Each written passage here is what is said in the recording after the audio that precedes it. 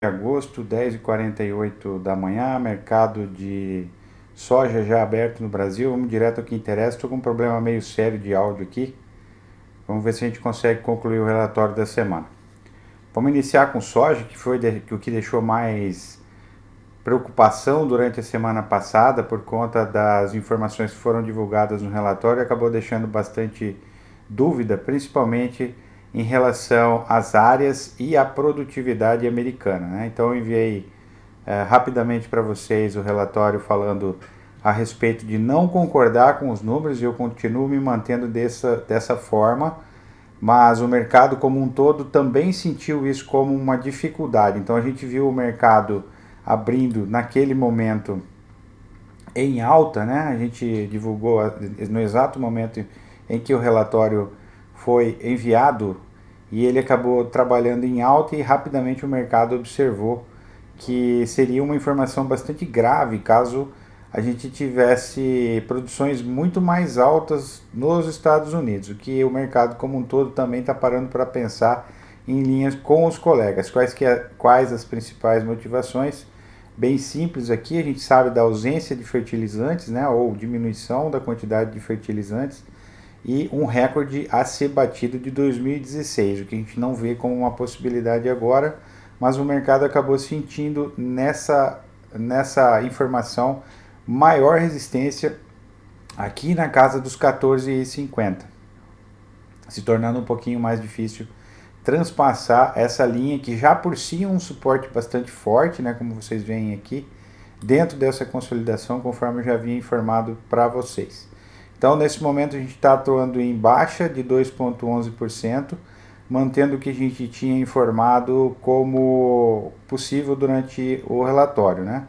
Só contrariado pela quantidade de produção, acho que chamou a atenção de todo mundo.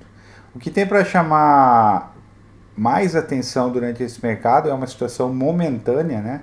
O que talvez determine que o mercado vai fazer esse tipo de movimento aqui. Então, primeiro, ele deixou algumas oportunidades lá nos 14,50 para quem pôde aproveitar, considerando que o soja trabalharia nesse nível de preços aqui em cima, onde ele está nesse momento agora. Para quem não precisa fazer negociações, nem tudo está perdido, a gente tem muita coisa para acontecer ainda, né?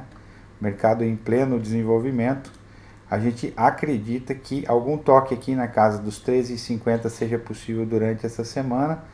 E caso ele venha a fechar abaixo dessa casa dos 13,80, a gente vai ver possivelmente toques aqui nas casas inferiores. Então, o que a gente tem para esse momento não é para se apavorar, muita coisa para acontecer ainda. O USDA ele realmente ele comete essas informações não muito saudáveis assim para o mercado, né? Não muito palatáveis, vamos dizer assim. É de comum que eles façam esse tipo de previsão, enfim.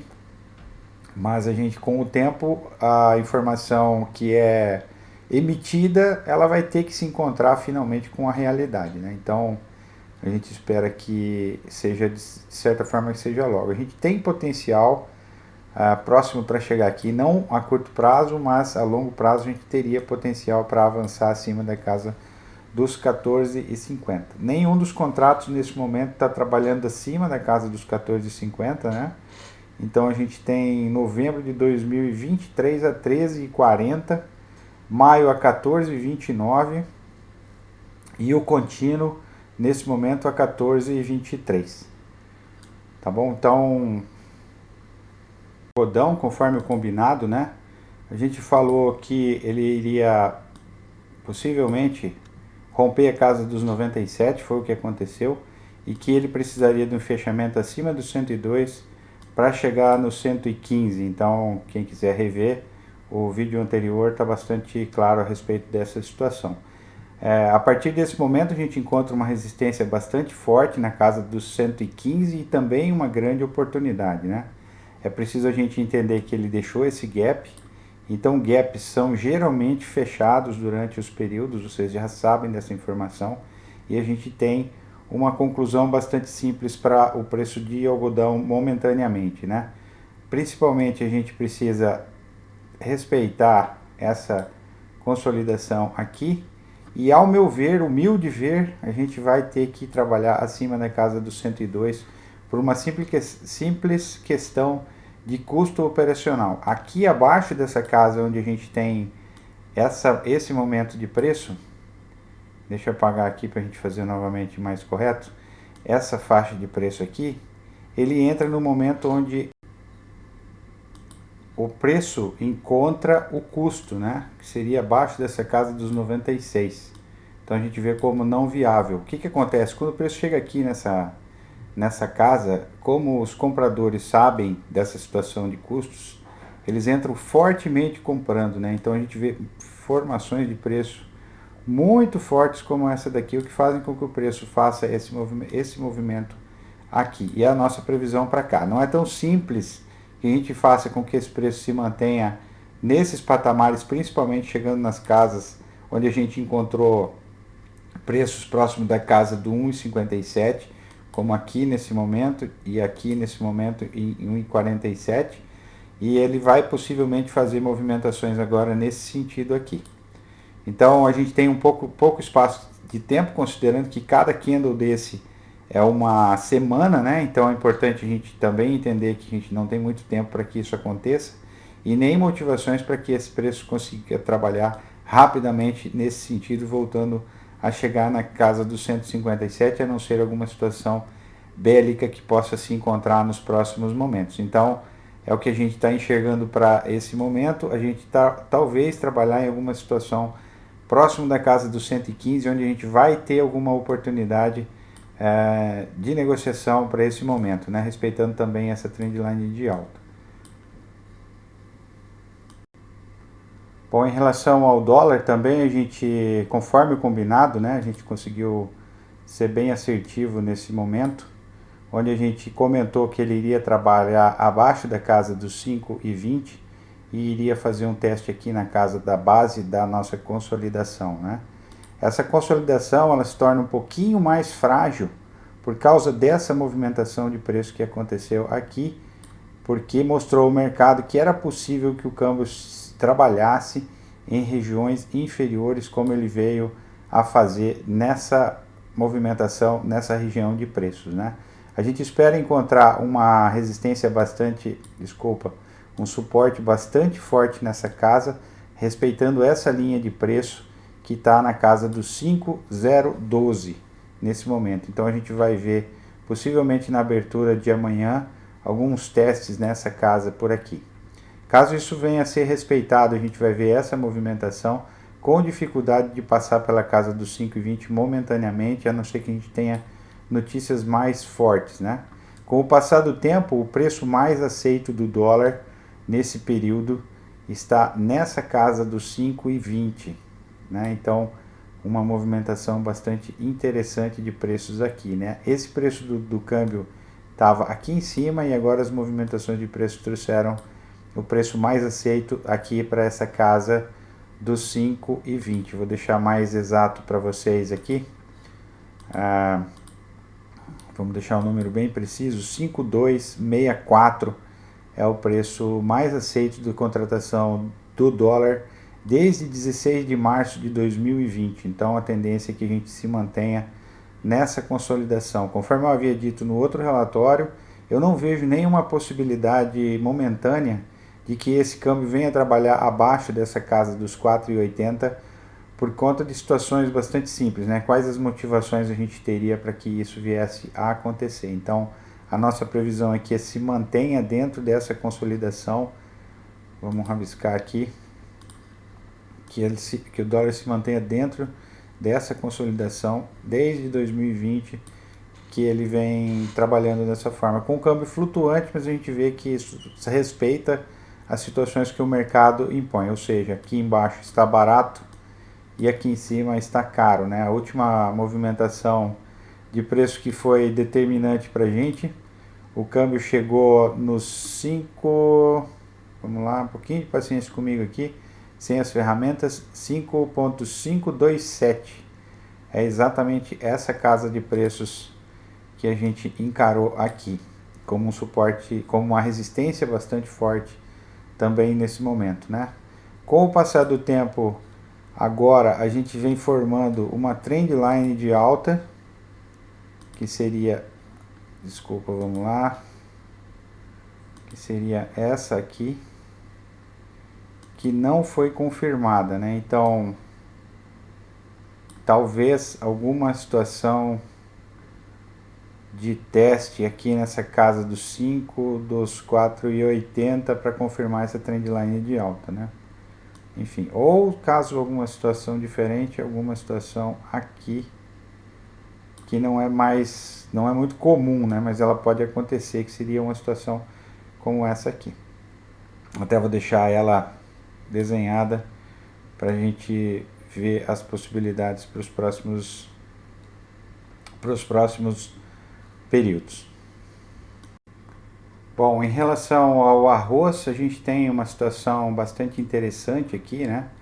Onde a gente tem essa formação, ao contrário do milho que vocês acabaram de ver, a gente tem uma formação de preço que vem 1, 2, 3, 4, 5, até 6 vezes tocando na casa dos 17,50, o que para mim determina um ponto bastante importante ou uma resistência extremamente forte para o preço do arroz para as próximas safras. Então, pessoal do Sul, bastante atenção nesse sentido, porque a gente encontra o topo de uma trendline de alta, essa resistência extremamente forte aqui, essa formação de preço aqui e aqui.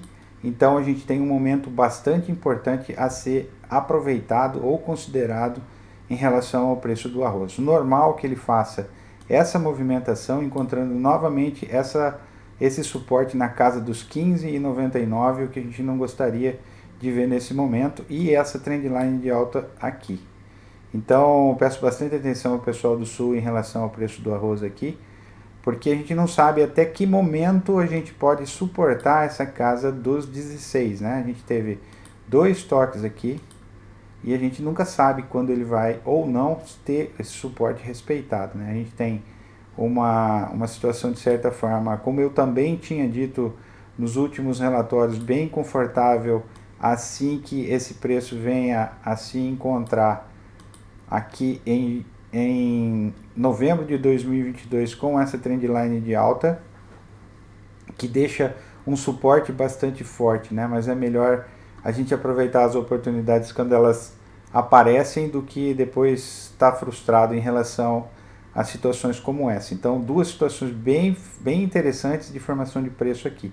Essa aqui é onde a gente se encontra agora com uma grande oportunidade, deixa eu riscar aqui, com uma grande oportunidade que a gente já tem, né? E outras situações aqui embaixo. Considerando que os custos conhecidos das lavouras de arroz lá no sul estão bastante saudáveis, né? A gente está bastante bem protegido acima dessa casa dos 14 aqui embaixo, onde seria o próximo suporte a ser encontrado, que não está na nossa previsão nesse momento, né? A gente não acredita que a gente vai fazer uma movimentação, considerando política, geopolítica e situação de agronegócio, que a gente possa ver um preço fazer essa movimentação aqui. Mas eu acho bastante provável que durante as próximas semanas a gente veja movimentações como essa daqui, né?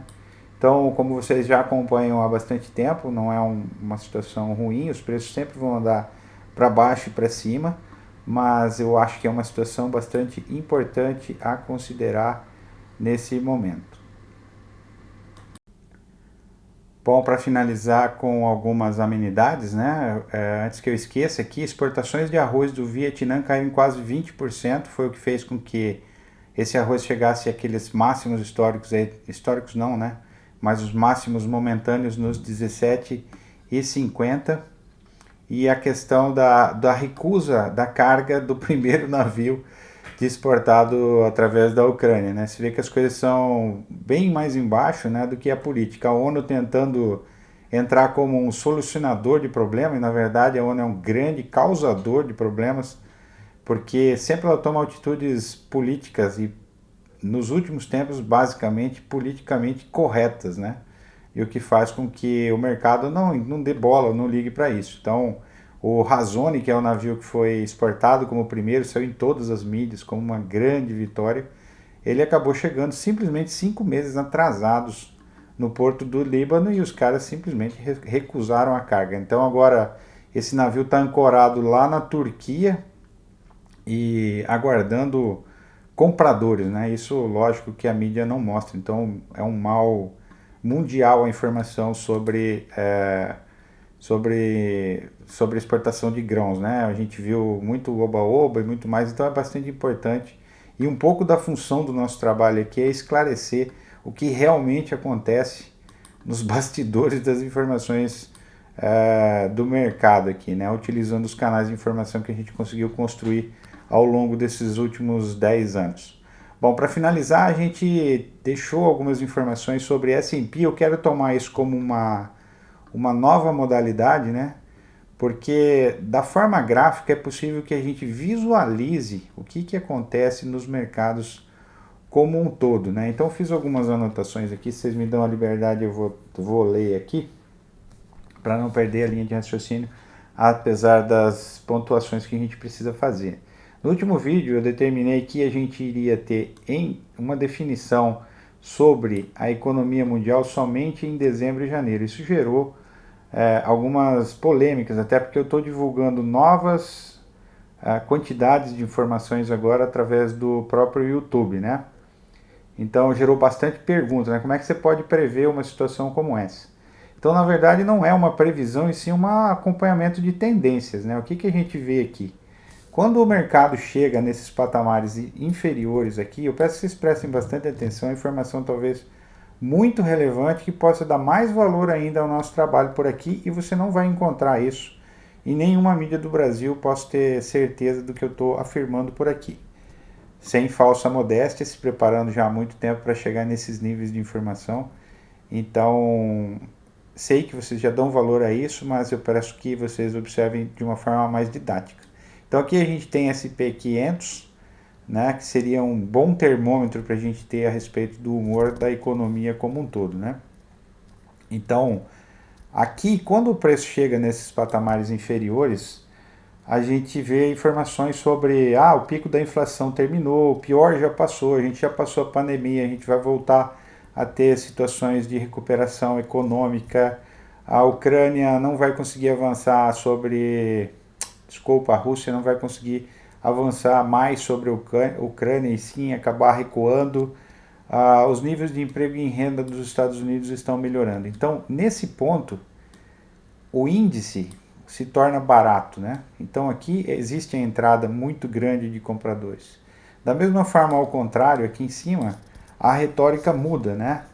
Inflação extremamente alta, mais alta dos últimos tempos, recessão com a questão eminente a ser considerada, dívida do governo, emissão de moeda, como eu já falei, né? Então, o encontro dos russos com a Coreia do Norte, escalando o potencial bélico do problema. E deixa eu olhar a minha letra aqui. Mas enfim, vocês já entenderam. Então, quando o mercado chega nesses patamares, existe a entrada massiva de vendedores. E aqui é o contrário de compradores. Então, o que a gente tem aqui novamente é uma consolidação. E o que eu falei no último vídeo é que essa linha aqui, ou essa daqui, vai ser respeitada. Vocês podem acreditar em mim que é possível. E essas linhas aqui também, como uma tendência de alta, o mercado ele sempre tende a trabalhar em melhoria, né? Os PIBs geralmente são mais positivos do que negativos. Então, por isso eu fiz esse comentário. E eu acho que é uma situação que vai se resolver até dezembro de 2022. Isso não é um chute, obviamente. Isso aqui é baseado em bastante estudo e conhecimento, tá bom? Uma boa semana para todo mundo. Peço um pouquinho de paciência com esse novo modelo. Estou tentando melhorar aqui. E espero que vocês façam bons negócios. E assim que tiver alguma notícia relevante, a gente volta a entrar em contato.